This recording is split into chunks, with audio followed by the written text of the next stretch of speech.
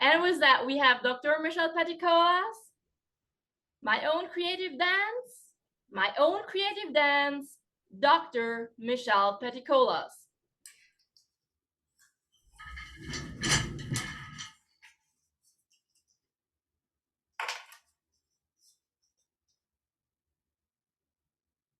Have you ever felt unworthy, unwanted, not good enough? I have. Yes, me, PhD, international best-selling author, award-winning filmmaker. Surprised? Well, what do you think motivates high achievers? One of them is fear of worthlessness, caused by abandonment or maybe not enough love in childhood.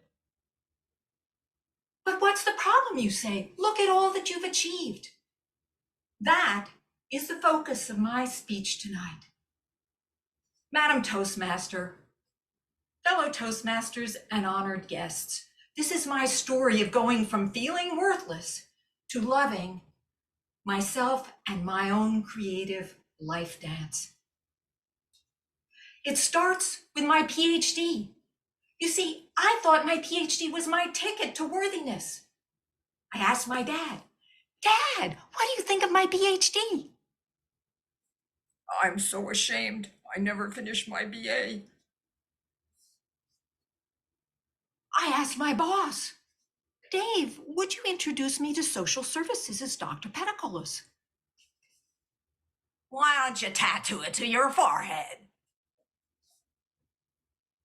Then my husband left me for another woman when I got promoted and he got fired. I was devastated. My world of worthiness got turned upside down.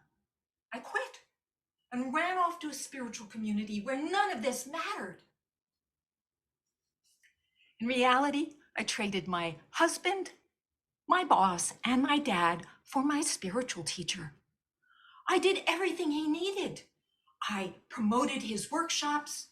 I edited his books.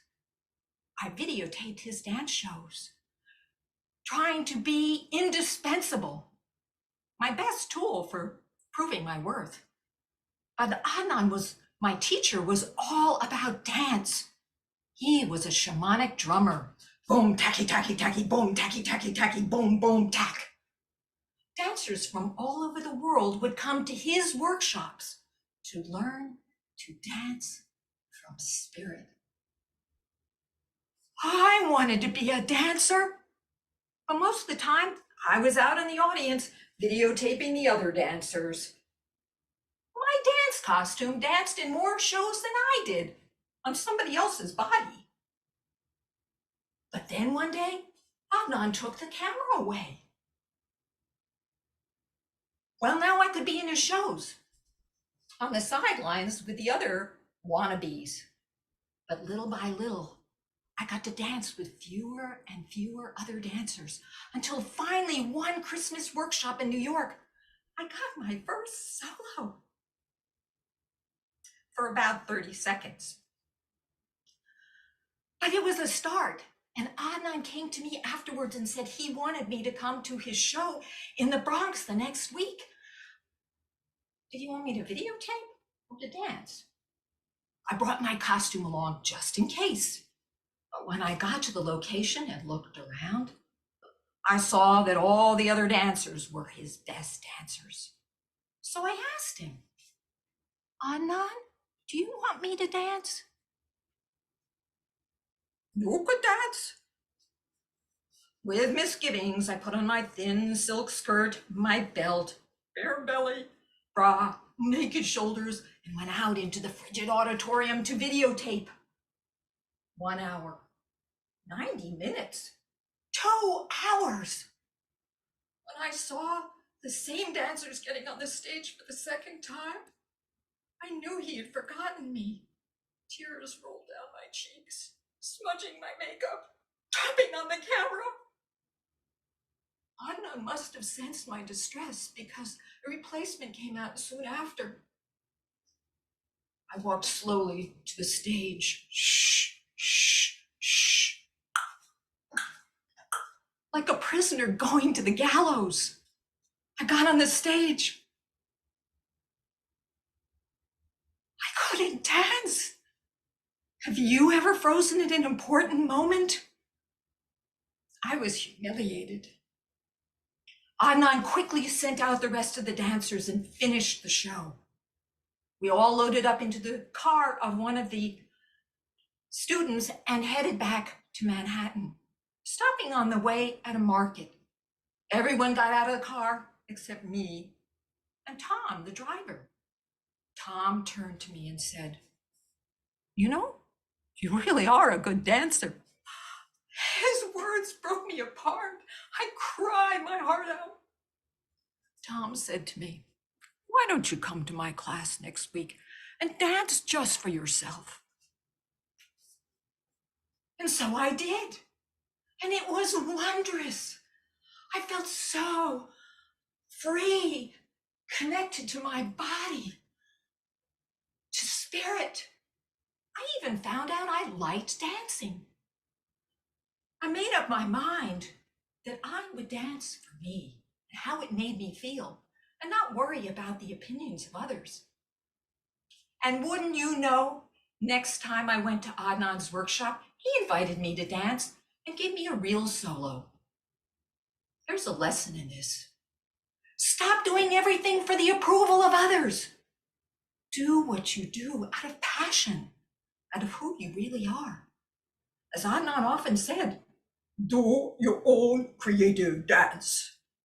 And so I do, both literally and metaphorically. It's the best practice I know for being and loving myself. And now I help others to do the same. What about you?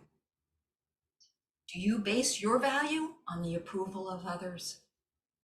My advice, do your own creative dance. Whatever that is. As though your life depended on it, because it does. Madam Toastmaster.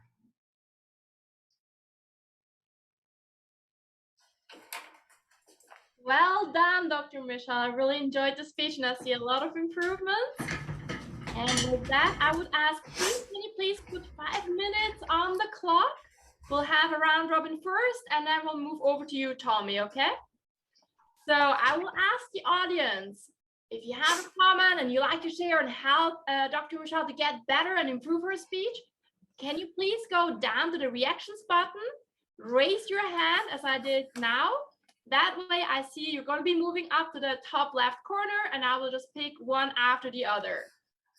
And I see Earl has raised his hand. Earl, please feel free to share your input here. Thank you, Michelle. I really like the speech. You have a clear message that comes across very effectively. I just have a couple things that I noted that I think maybe you could work on. The transition at first in the beginning to, you say, well, then my husband left me. That seemed real abrupt to me. I don't know quite how to capture it. Maybe others didn't feel that way, but it felt like a little too abrupt. The other thing that I had trouble with is you asked a question, do you want to dance? Or somebody asked you, do you want to dance? I didn't understand the answer. I don't sure what you said. It either was said too fast for my poor hearing, or it was a little unclear. My hearing isn't the greatest, but most of the time I could understand you fine, except they answered that question, I didn't. So maybe slow it down a little bit and make it more pronounced, because I think it's important. Thank you very much. Appreciate it and good luck. And then we have Jenny. Jenny, go ahead. Dr. Michelle, this was a fantastic speech, great message. I think one of your biggest strengths was really connecting with your audience. I think you maintained that eye contact, you got up close to the camera, which is great, conveyed that sense of intimacy. You shrunk back during those moments where you felt like you were in despair over being replaced in your dance. I also love your way with words, the boom, boom, techie, techie, onomatopoeia, that was fantastic.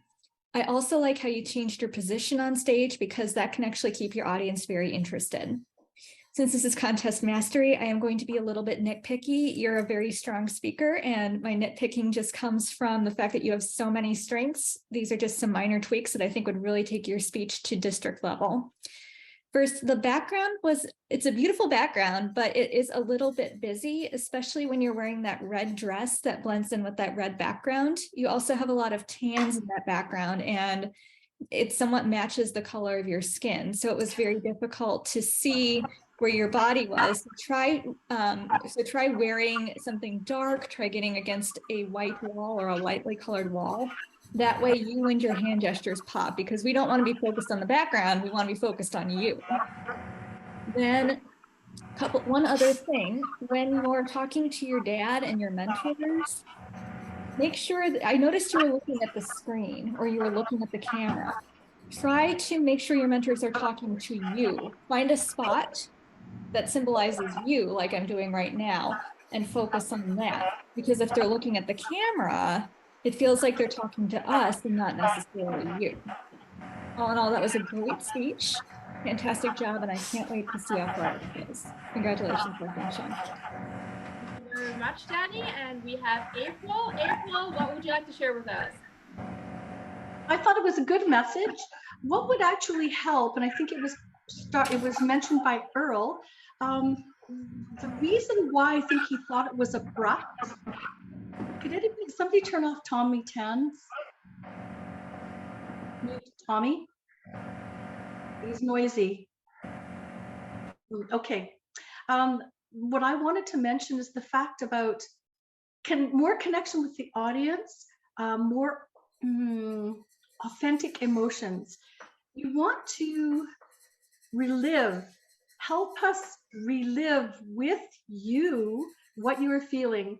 And that's why Earl probably felt it was abrupt, because when you lose your husband, you're supposed to be really upset. And it just, that moment came and went, didn't let us feel it with you. We want to feel what you were feeling.